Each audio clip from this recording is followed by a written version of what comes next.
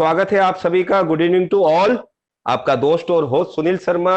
YouTube पे तमाम जो लोग देख रहे हैं हमारे महासेवा के, उनका मैं स्वागत करता हूं महासेवा की तरफ से और एमएनएस मीडिया न्यूज स्टोरी की तरफ से। दोस्तों, इसी के साथ में आज मैं बता दूं दोस्तों कि आज का हमारा जो विषय है वेबिनार कॉन्फ्रेंस का, वो है redevelopment of cooperative housing society, government incentives and इस सब विषय पे बात करेंगे। इस पे अधिक जानकारी रखने वाले जानकार हमारे साथ मौजूद हैं।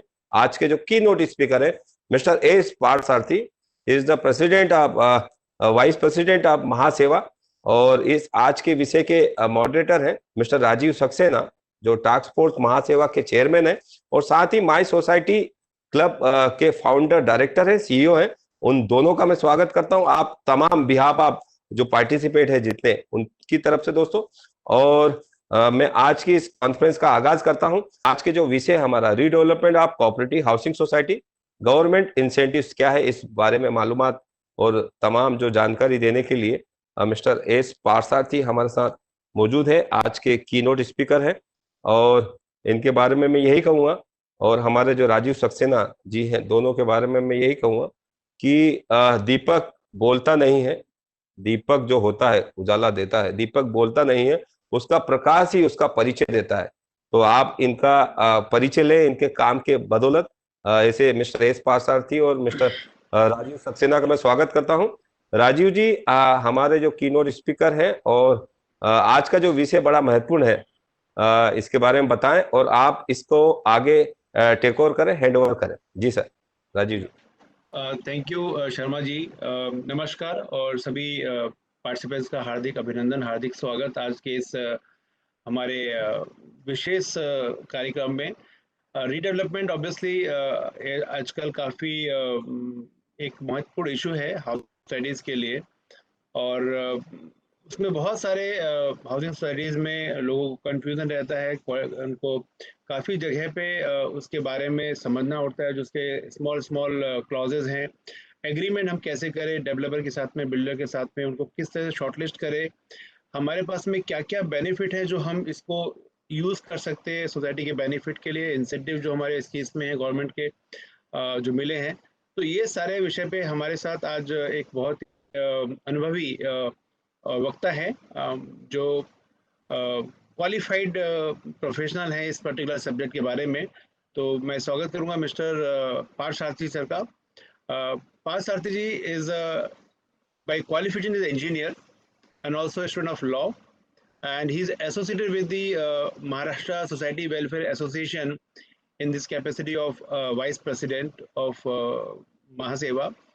And he takes care about various issues like he provides consultancy on RERA, convenes, redevelopment, society management, and cooperative housing society matters. So this is his core activity.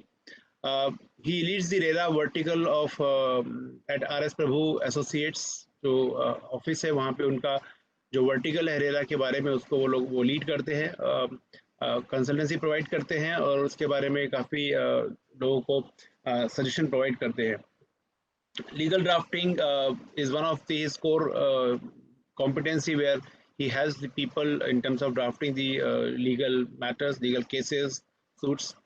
Uh, he has been also one of the core member who conducts training and education for cooperative housing society. तो इस तरह के जो वक्ता हमारे साथ में है, 15-16 साल से ज़्यादा का एक्सपीरियंस है इस पर्टिकुलर फील्ड में। तो मैं ज़्यादा समय न लेके मैं इनवाइट करूँगा मिस्टर पार्थसारथी को to take over the आज का subject, which is redevelopment in cooperative housing society, incentive schemes, and how we can utilize this as a way forward in the housing society. So over to Mr. Parsarthi. Thank you. Thank you very much, Mr. Saxena. Thank you very much, Mr. Sunil ji. And thank you very much all the participants to have taken out time to have joined in today's program. Even during this lockdown, we have been experiencing that a lot of people have been showing interest in our webinars, and hopefully they have also been able to gain a lot of from these webinars, different webinars which we have been organizing every day. And today the subject which we are trying to discuss, and the main focus area is going to be redevelopment the self redevelopment aspect as well, and the various incentives which are available for self redevelopment, and also the options and the way forward. Like why should a particular society, whether a society should go in for redevelopment through a builder or self redevelopment by doing it by themselves, carrying out the development, redevelopment by the society members themselves, the various implications as per the laws of the law of the land which are there, the implications of RERA, which act which guides the real estate industry as of now. So we'll try to I'll try to summarize some of the things, and probably at the end of the session, we'll also be taking up some of the questions, and I'll try to address those to the best of my ability. So, taking off from here, I would like to first highlight, or rather, start off by referring to the video which you just saw, the video which was prepared by C. Ramesh Prabhu, who is the chairperson of our organization. So, in which you would have actually realized that the government, as such, is very much focused on this particular subject. The Urban Development Ministry as well as the state government is very much focused on the redevelopment aspect. And moreover, if you see during the last year or so, not only the circulars or the GRs regarding the redevelopment have come in force, but also there have been some additional circulars or GRs, rather I should say, dealing with the various incentives which are available for cooperative housing society, for in case the society takes up the self redevelopment part of it. So let us discuss all those things today. So as Mr. Prabhu was rightly mentioning in the beginning of this session through his video, that redevelopment is, what is redevelopment? We have to understand what is redevelopment first and why redevelopment is required. Now, development activity as such, many of us know that there are various types of development activities. Greenfield development बोलते हैं, non-greenfield development बोलते हैं. So nowadays in a city like Mumbai, there is no vacant plot, vacant area, vacant land available for any sort of a development activity to be carried out. So what has happened is slow and steady in the last, you can say about 15 years, 15 to 20 years, most of the development activity which are taking place in a city like Mumbai is a redevelopment activity, wherein the older structures are brought down or demolished and a new structure comes into the existence. So now let us just understand, this is a slide or the presentation which I'll be going through. I'll just run through it because it's a very elaborate presentation, which probably we may be sharing with each one of you. But just I'll just run through some of the important aspects of redevelopment so that you'll also understand the crux of the matter.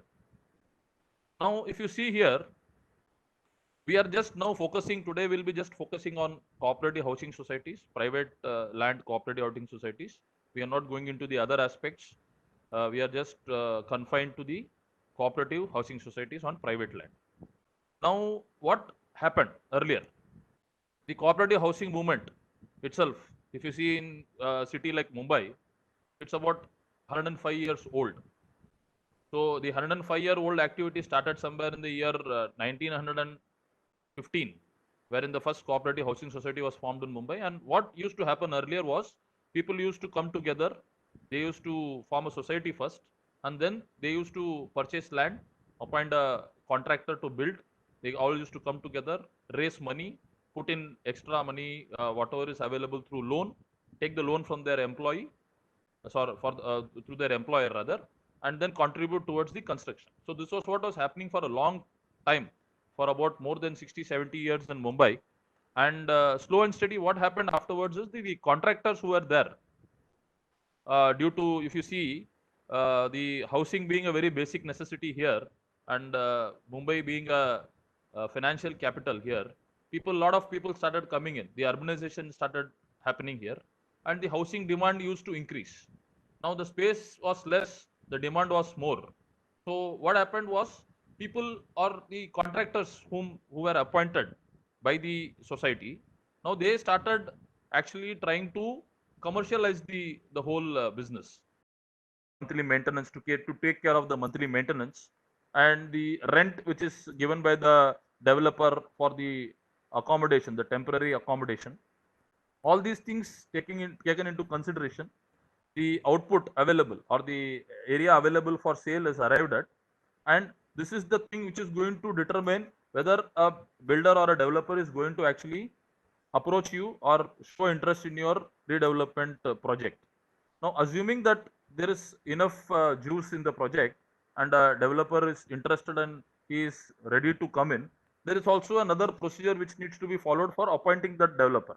As far as the GR is concerned, this again the appointment of the developer along with the PMC and the managing committee and the other members of the society. Again, there needs to be a tendering process which needs to be followed. Again, a special general body needs to be called for. Again, the quorum of two-third number of people to be present in that particular meeting has to be followed. And moreover, besides this, the representative from the registrar's office, from the registering authority, will also be required to be present in that particular meeting of appointment of the developer through the tendering process.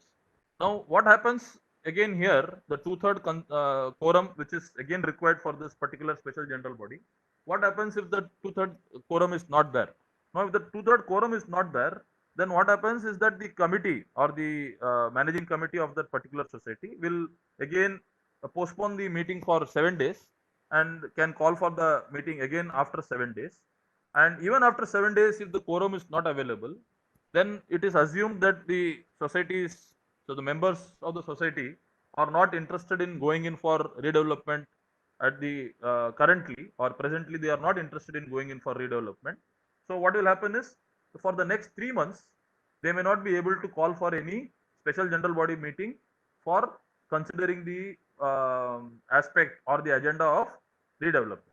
So we need to be very clear about this because this is a very important aspect without which the disputes which may arise, because most of the disputes in redevelopment arise because of such decisions which are taken by the committee, wherein without taking the members into confidence, many of the societies go ahead and they pass resolutions, agendas are passed, and then the redevelopment process again comes back to stage zero. So not getting into all those things, the two-third quorum has to be followed, and the registrar's representative needs to be present in that particular meeting where the developer is chosen. So now once the developer is chosen through the tendering process, the society may have its own way of grading that developer, and this general body can choose the developer based on not only the financial part or the lowest quote or anything, technical quotes and other things may also be considered, and at the end of the day, the right developer needs to be chosen by the or selected by the society. Now, once the developer is selected, what happens is the first and foremost thing is that a development agreement between the developer and the society has to be entered into or executed rather, wherein, as I told earlier, the PMC will also consider the first and foremost thing before entering into a development agreement is that the plot or the land on which the society building is constructed, the conveyance of the land is a very important aspect. The ownership of the land has to belong to the society, without which they may not be able to get into an agreement with any developer, because it cannot happen that you don't own the title of that particular land and then you are entering into you are allowing someone else to come and develop that particular land. So primarily the most important thing is the conveyance needs to be done. So there are everybody must be aware that conveyance can also be done with the cooperation or with the builder coming forward and granting the conveyance or the ownership or the title of that land to the society, or else If he is not coming forward, not cooperating, then we always have the deemed conveyance aspect through which the conveyance of the property could be procured. It may take about 4 to 6 months, but the main crux is without conveyance, the plot having conveyance, maybe instances, there are instances rather, wherein the society try to enter into a development agreement, or they have even executed the development agreement without having the conveyance of that particular land, and they have afterwards they have fallen into trouble. So not going into all those things, primarily the plot has to be conveyed in the name of the society. The property card should have the name of the society. Mutation entry of the society has to be done in the property card. And then once the property card is in the name of the society with all the other details, the area of the plot, the other details, whatever is available in the property card are all changed in the name of the society, then is the time when the conveyance process is complete. So either ways, whether through the developer or through deemed conveyance, landowner or through deemed conveyance, the conveyance process could be completed, and then you execute the development agreement with the developer. Now, once the development agreement is executed, along with this development agreement, as Mr. Prabhu was rightly telling earlier, the process of redevelopment of a society should normally not exceed 2 to 3 years. So everything, all those things, aspects need to be included in the development agreement. Now again, this 20% of the total cost of redevelopment has to be given as a bank guarantee to each and every society by the developer, so that in case of any what do you say uh, problem which may arise, or any sort of non-performance by the developer, the society can should be able to uh, proceed further by making use of that bank guarantee which is provided by the developer. Another most important, there are two more most important aspects which are connected to this. First of all, you are also giving a power of attorney to the developer along with the development agreement. So the power of attorney is basically for taking permissions and acting on behalf of the society to develop that particular property. It's a specific power of attorney for redevelopment process. Along with that, the developer from his side, after procuring these two documents, the two most important things are that he has to first enter into a permanent alternate accommodation with all the existing members of the society, wherein after the plans are going to be passed, after you enter into a development agreement, once the plans are going to be put up, the IOD is passed, then you come to know what exactly is the shape and how exactly is the building going to be constructed, tower or whatever it be. So the developer is required to enter into a permanent alternate accommodation with the existing members, because there is not going to be any agreement for sale which is going to be signed with the existing members of the society. So the PAA is actually an agreement which will actually show the new flat which is going to be allotted to them in the new building which is going to come up.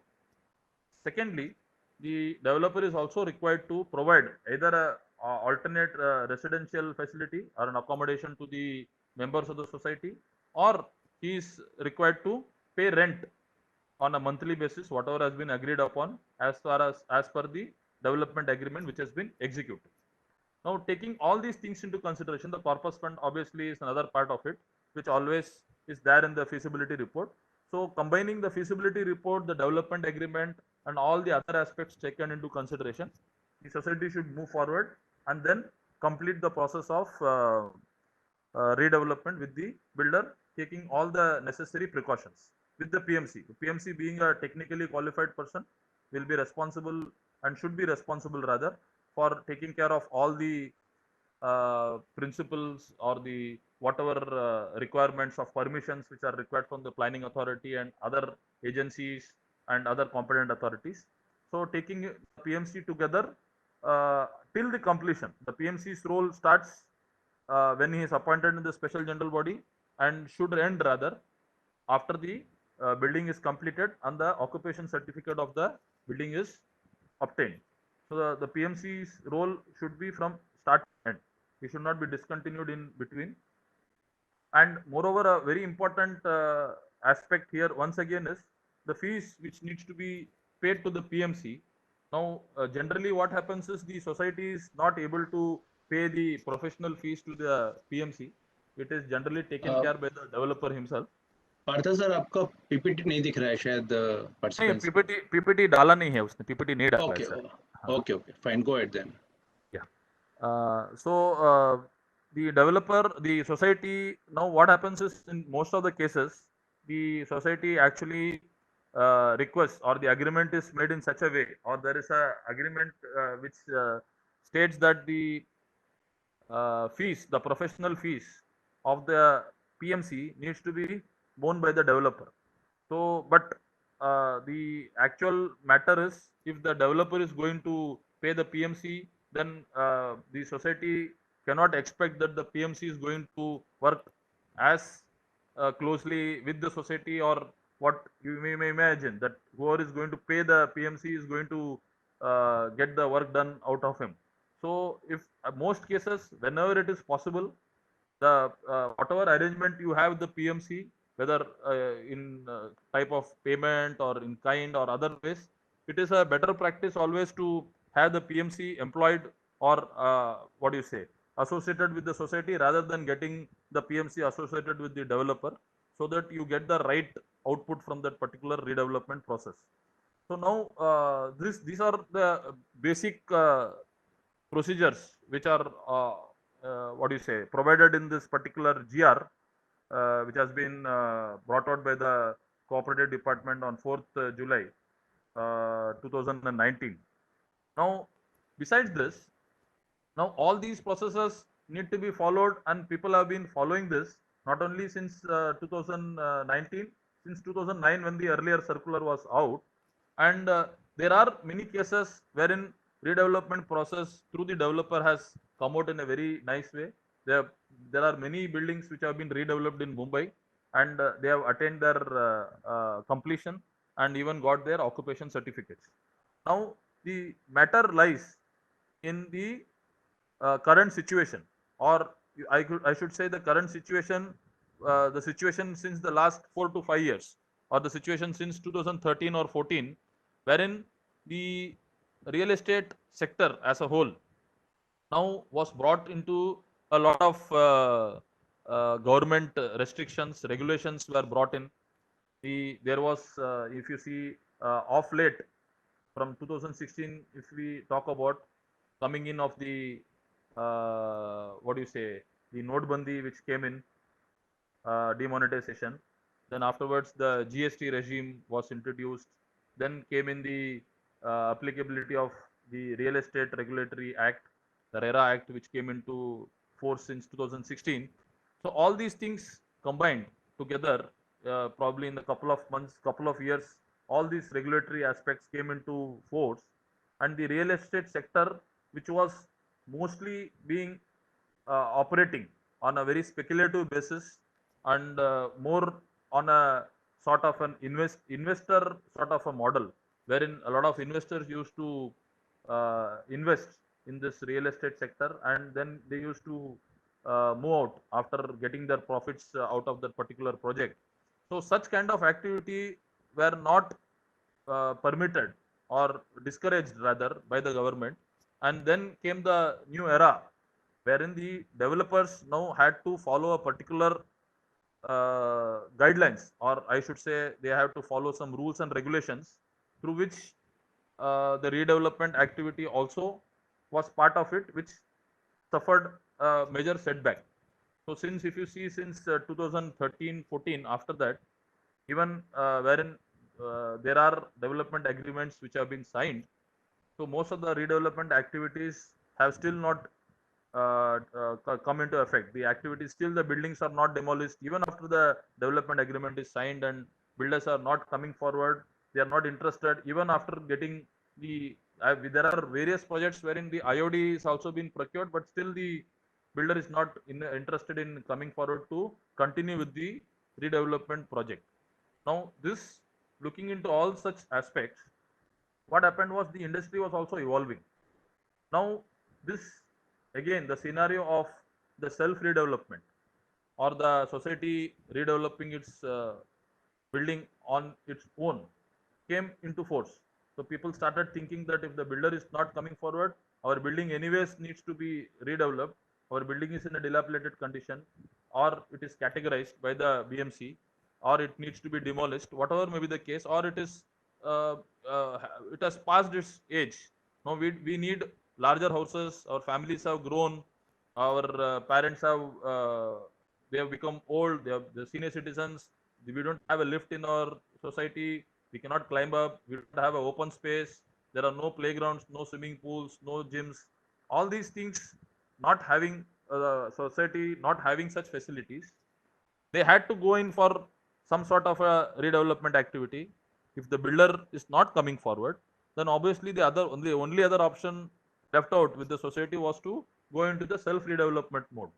Now, the self redevelopment was, as I told you in the beginning itself, the self redevelopment aspect was existing since a century now in Mumbai.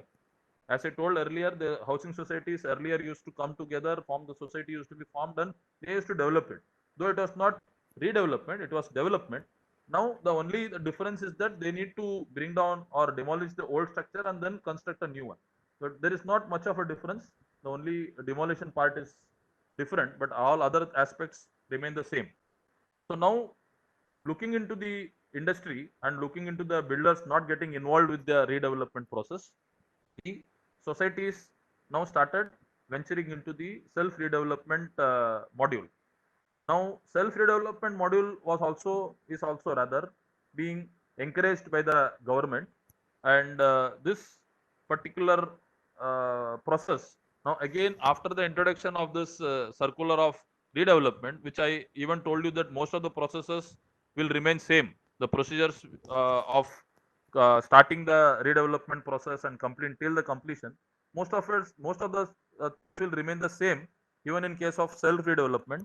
The only difference in case of self redevelopment is that there is no builder or a developer as such with whom you are going to enter into a development agreement. There is no third party rights which is to be created, or probably you are not going to give the rights for development to a third party. The society themselves are going to develop, and instead of a developer being in picture or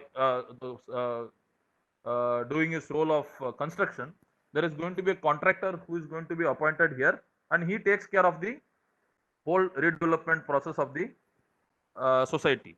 Now, as I told, the government again, after this January circular of 2019, on 13th September 2019, the government again came out with another circular. Now, this circular was more specific and more towards promoting the self redevelopment aspect of the cooperative housing societies.